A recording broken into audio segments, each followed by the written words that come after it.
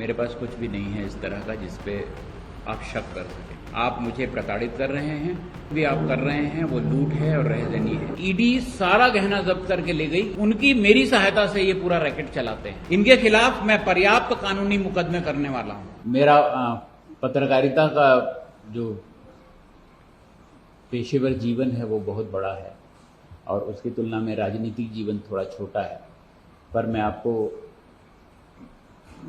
ये कहना चाहता हूं कि मेरे घर में जो धूल है वो भी मेरे ही पैर की है। अगर उसमें कुछ और शामिल है तो आप जैसे मित्रों के घराने से जो धूल आती वही होगी। उसके अलावा मेरे पास कुछ भी नहीं है इस तरह का जिस पे आप शक कर सकें। और मेरे घर में कल डकैती हुई है, लूट हुई है, रहजनी हुई है और इसको मैं पुख्ता आधार पे कह रहा हूं। जो बयान ईडी ने मुझसे लिया है उसमें भी मैंने ये दर्ज करवाया है कि आप मुझे प्रताड़ित कर रहे हैं और जो कुछ भी आप कर रहे हैं वो लूट है और रहजनी है, रॉबरी है, डकैती है।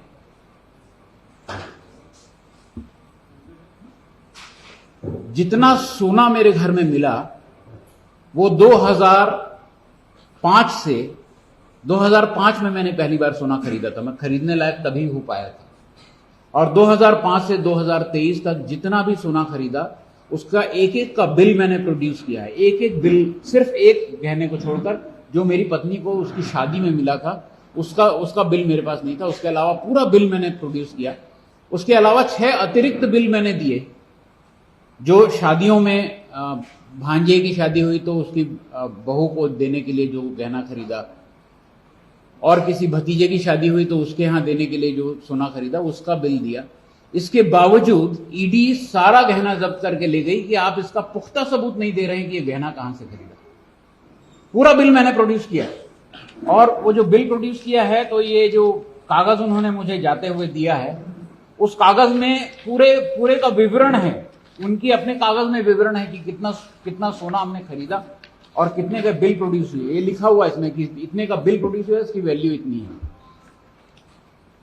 जब मैंने पूछा कि आप अलाउंस कितना है, कितना गहना रख सकता है कोई घर पे, तो बोले वो सब आईटी एक्ट में है, ईडी एक्ट में नहीं है।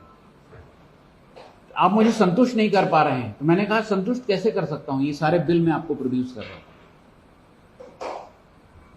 उन्होंने कहा इस बिल को आपने पे कैसे किया है उसका सबूत आपके पास नहीं है। तो भारतीय कानून में पहली बार यह प्रावधान जोड़ना पड़ रहा है कि अगर आप कोई चीज बिल से खरीदते हैं, कच्चे में नहीं खरीदते हैं, नगद से नहीं खरीदते हैं, तो उस बिल के पेमेंट का मोड भी आपको सुरक्षित रखना पड़ेगा। ये आईपीसी और सीआरपीसी को नए सिरे से डिफाइन कर रहे हैं। जो नगद मेरे यहां से ले गए 2,55,300 रुपए लेके गए, पूरे घर में हर जगह कोना कोना छान मारा उन्होंने, निकाले। मेरे बेटे की जो शादी हुई थी उसमें जो उपहार स्वरूप उसको जो लिफाफे मिले थे वो लिफाफे पड़े हुए थे, वो सारे लिफाफे खोल के पैसे निकाले उन्होंने, उसका हिसाब नहीं बनाया। फिर जो नगद मिला था मेरे बेटे ने ईमेल पर पूरा एड्रेस, पूरा सबूत रखा हुआ था कि किस लिफाफे में कितना पैसा निकला, उस गेस्ट का नाम लिखा हुआ है और उसका पूरा अमाउंट लिखा हुआ है। वो पूरा प्रोड्यूस कर दिया कि देखिए इतने पैसे आए थे, इसमें से इतने पैसे बचे हैं, ये वही पैसे हैं। उन्होंने कहा आप मुझे संतुष्ट नहीं कर पा रहे हैं। तो जो अधिकारी आपके यहां छापा मारने आया है उसकी मंशा क्या है ये ज्यादा महत्वपूर्ण हो गई है, बजाय इसके कि वो सबूत क्या मांग रहा है आपसे। हर उस चीज का जिसके बारे में मुझे सबूत देना चाहिए था, मैंने सबके सबूत दिए हैं। मेरे बैंक अकाउंट के डिटेल्स उनके पास है। मैंने कहा ये पैसा इस बैंक से हुआ है, ये पैसा यहां हुआ है, ये मेरा मकान है, इस पर इतना लोन चल रहा है, इसकी इतनी ईएमआई चल रही है, और सब आप चेक कर लीजिए।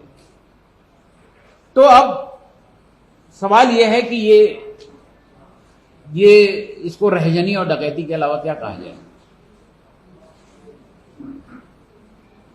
कि आपके घर में पूरे कागज हैं, पूरे सबूत हैं, और उसके बाद भी आपसे पूछा जा रहा है कि इसके सबूत दे दीजिए।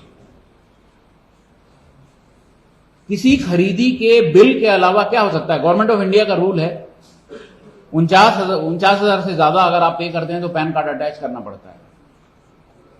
तो या तो मैंने प्लास्टिक मनी से पे किया है या मैंने बैंक से ट्रांसफर किया है। और मेरे घर के गहने 2 ही बार खरीदे गए, एक बार मेरी पत्नी के जन्मदिन पर और एक उसके हमारी मैरिज एनिवर्सरी पर। 2 ही दिन खरीदते हैं हम लोग गहने। और उसमें से आधे गहने जो हैं वो एक गहना बनाने वाली कंपनी, बड़ी कंपनी में किस्तों में पैसा जमा कर करके खरीदा हुआ है। बोले ये बर्डन ऑफ प्रूफ आपका है, आपने कैसे खरीदा ये आप लेके आइए। और इसका आधार क्या है? इस छापे का आधार क्या है? इस छापे का आधार मैं बताता हूं आपको।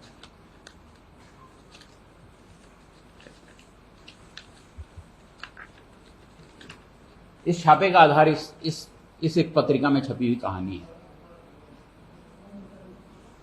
जगत पिजन नाम की एक पत्रिका है जिसकी संपादक जो है विजया पाठक हैं, और विजया पाठक ने इसमें एक कहानी लिखी है। सत्य कथा, मनोहर कहानियां जैसी कहानी है इसमें। तो इनकी मनोहर कहानी में यह लिखा हुआ है कि एक कोई रवि उप्पल हैं जो मेरे बेटे के ससुराल की तरफ से रिलेटिव हैं। इसमें लिखा गया है कि एक कोई चंद्रभूषण वर्मा है जो मेरे रिलेटिव हैं और वो उनकी मेरी सहायता से ये पूरा रैकेट चलाते हैं। इस कहानी में लिखा हुआ है। तो एक पत्रकार के नाते आपके मन में सवाल उठना चाहिए कि फिर मैंने इस पर प्रतिक्रिया क्यों नहीं दी।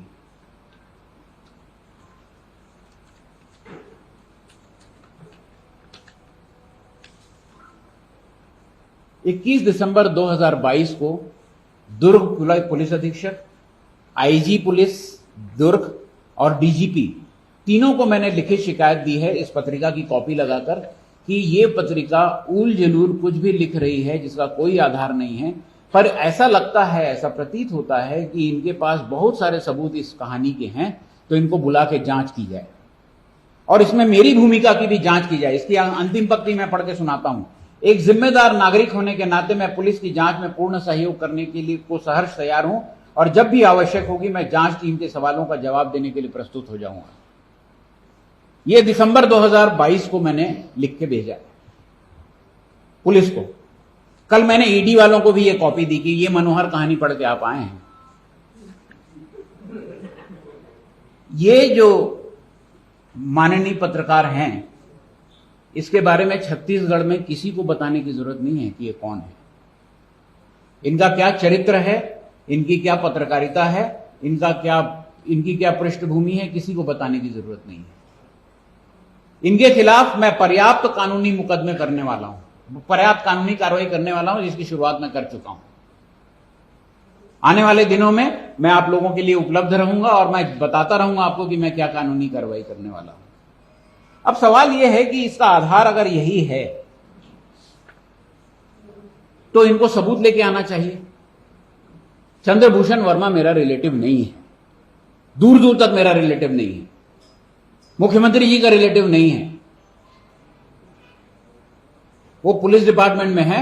मेरी एक बार मुलाकात हुई है 2.5 साल पहले और वो मैंने उनको बुलवाया था ये कहने के लिए कि मेरा नाम लेकर अगर तुम कहीं पर कुछ बात करते हो तो मैं तुमको नौकरी से भी हटवाऊंगा और जेल भी भिजवाऊंगा, मैं मुकदमा दायर करूंगा तुम्हारे खिलाफ। उसके बाद से मेरे दफ्तर में वो आया नहीं है। तो उसकी जो भी भूमिका इस सट्टेबाजी में है, महादेव ऐप में है, उसकी पहले जांच कर लेते, तहकीकात कर लेते, उसके बाद आते। तो ईडी तो इन दिनों इस तरह हो गई है कि कोई कहे कि आपका कान कौवा ले गया है तो कौवे के पीछे भागने लगेंगे।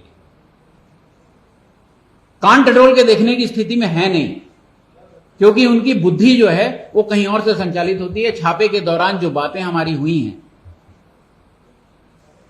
जब गहने मिल गए, जब उसके बिल मिल गए तो उन्होंने फोन किया कि सर पूरे जो गहने हैं उसके पूरे के बिल हैं। तो कुछ उधर की आवाज तो मैं सुन नहीं सकता था, उधर की आवाज में कहा कि कुछ कहा होगा। उन्होंने कहा पर सर पूरे के बिल हैं, एक्स्ट्रा बिल भी हैं जिसके गहने अभी नहीं है पर ये दिखा देंगे बोल रहे हैं, अलग अलग जगह गिफ्ट में दिए हुए हैं या बहू के मायके में रखे हुए हैं। तो वहां से निर्देश जो है उन्होंने जी सर जी सर जी सर कहा और कहा सर मैं इसको सीज करूंगा। तो जो जांच अधिकारी आपके आ रहा है, जो छापा डालने आ रहा है, वो दरअसल खुद ये फैसले नहीं ले रहा है। तो ये फैसले कहां हो रहे हैं? इसका आधार क्या है? या इस पत्रिका में छपी हुई कहानी है, या एक पुलिस वाले का बयान है, या एक गृह मंत्री का सपना है कि किसी तरह जो है इस सरकार में जो लोग भी, इस कांग्रेस पार्टी में जो लोग भी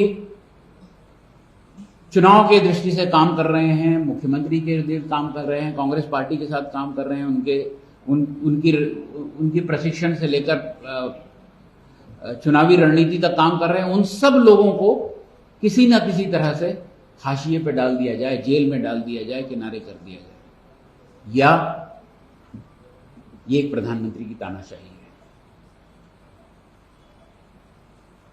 एकदम परफेक्ट तानाशाह की तरह जो है वो काम करता है, जिसमें अपने सारे प्रतिद्वंदियों को रौंद दो, कुचल दो, मार दो, जेल में भर दो।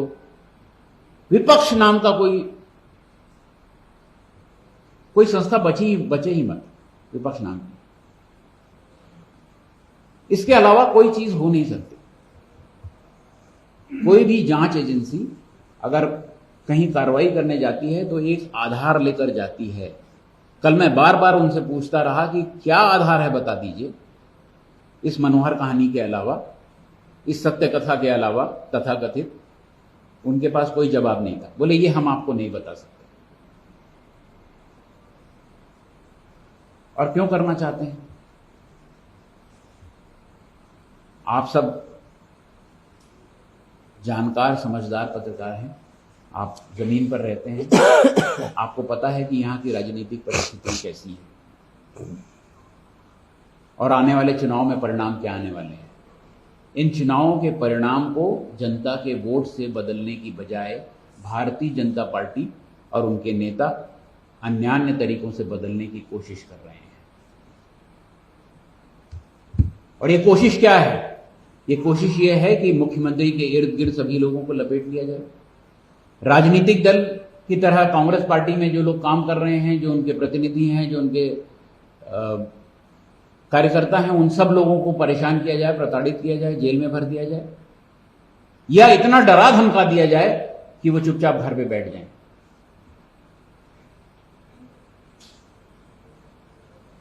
और सवाल यह है कि मनी लॉन्ड्रिंग की ये जांच करना चाहते हैं,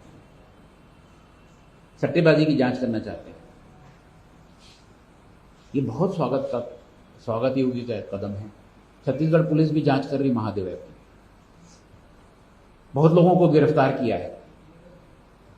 और पहले हम लोग प्रेस कॉन्फ्रेंस कर चुके हैं कि जब छत्तीसगढ़ की पुलिस यूपी में जाती है गिरफ्तार करने के लिए, तो यूपी पुलिस जो है छत्तीसगढ़ पुलिस पर कार्रवाई करती है कि ये सट्टेबाजों को मत पकड़ो।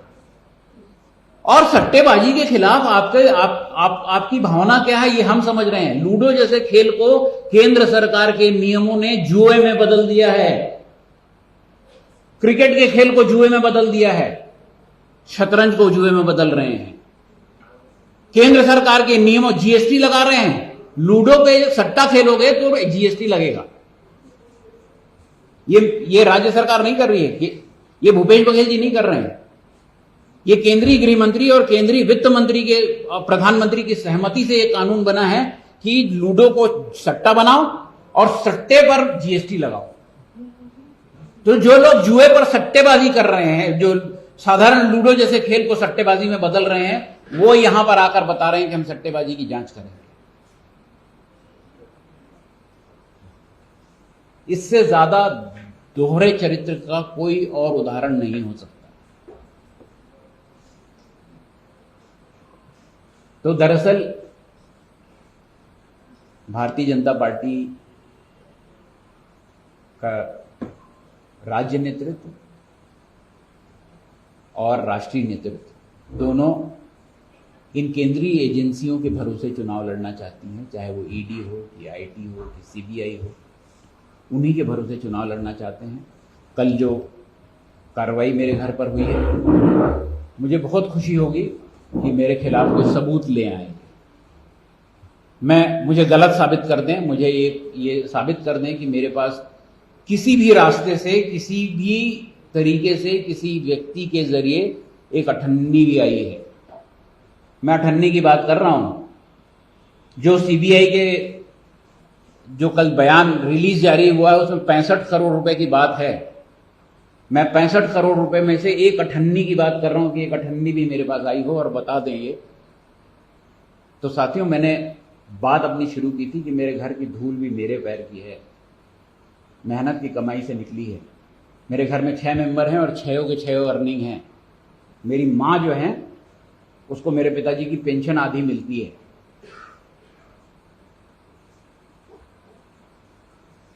और इस प्रदेश में और कोई कुछ भी मेरे बारे में कह ले, कोई भी अफवाह डाले, मैं उन चीजों से दूर रहा हूं जिसमें दलदल है, जिसमें जरा भी आरोप लग सकता है।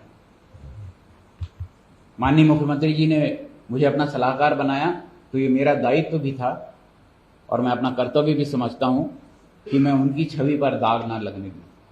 मेरे किसी काम से उनकी छवि पर दाग न लगे, सरकार की छवि पर दाग न लगे, कांग्रेस पार्टी पर दाग न लगे।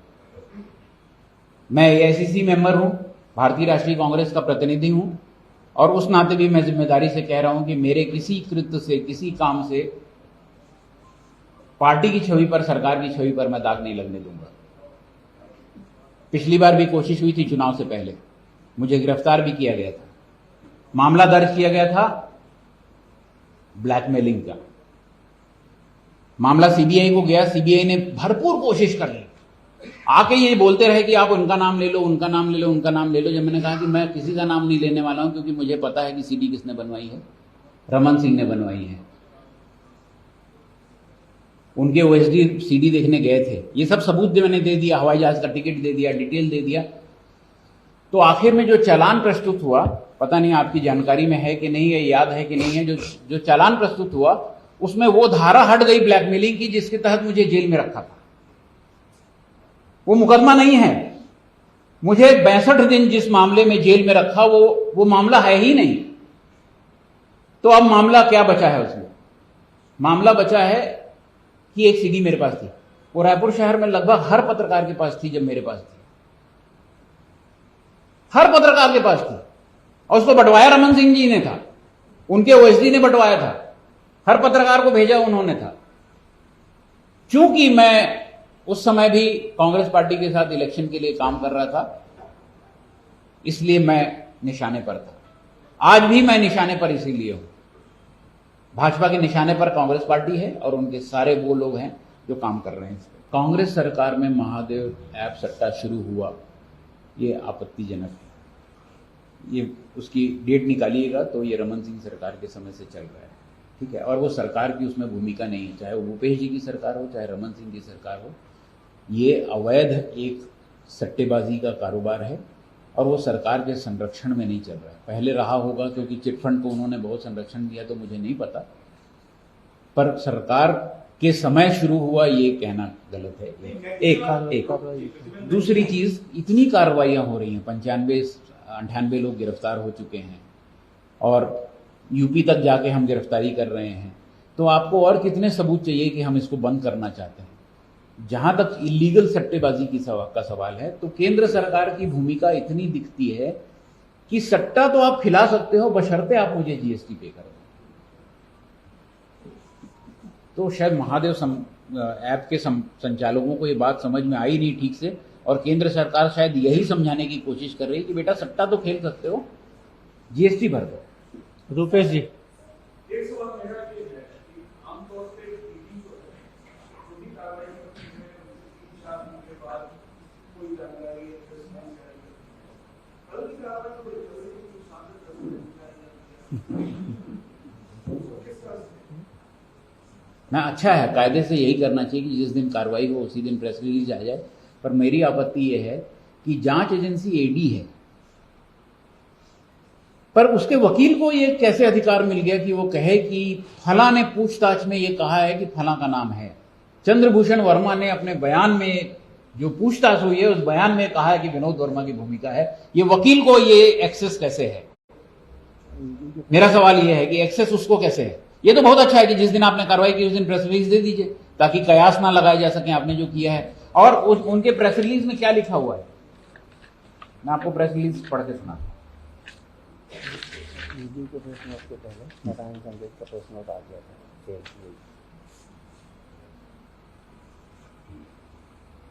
Although ASI Chandrabhushan Verma is not very senior officer in police hierarchy, but though his relationship with Vinod Verma, political advisor to CM, and with help of money power received from kickbacks sent to Ravi Uppal in Dubai, he has managed to influence senior officers. ये इनकी press release में है। मैं ED से और केंद्र सरकार के गृह मंत्रालय से दोनों से ये पूछना चाहता हूं कि सीबी वर्मा और मेरे बीच संबंध स्थापित करने के लिए उनके पास क्या सबूत हैं। क्या मेरे फोन पर बात होती थी? क्या वो मेरे घर आते थे? क्या मेरे दफ्तर में रेगुलर आते थे? क्या मेरे किसी रिश्तेदार से उनके रेगुलर मुलाकात थी? कुछ तो सबूत देंगे कि सिर्फ आरोप लगा के निकल जाएंगे। तो सीडी को इस तरह के बयान देने से पहले ये सबूत दिखाना चाहिए कि मेरे और किसी अपराधी के, किसी और अभियुक्त के बीच क्या संबंध है। तो ये कोई कानूनी कार्रवाई करने नहीं आए थे, वो राजनीतिक कार्रवाई करने आए थे। जो बातचीत है वो मैं बता दूं तो मतलब आपको लगेगा कि अच्छा, इस तरह की बात भी ईडी के ऑफिसर करते हैं। कम से कम पांच बार ईडी के जो छापे मारने वाली टीम आई थी, उन्होंने मुझसे और मेरे परिवार के सदस्यों से कहा, आपको तो पता है सर ये सब क्यों हो रहा है। अगर आप मेरे पास मनी लॉन्ड्रिंग का केस की जांच करने के लिए आए हैं, छापे मार रहे हैं और मुझसे कह रहे हैं आपको तो पता है सर क्यों हो रहा है,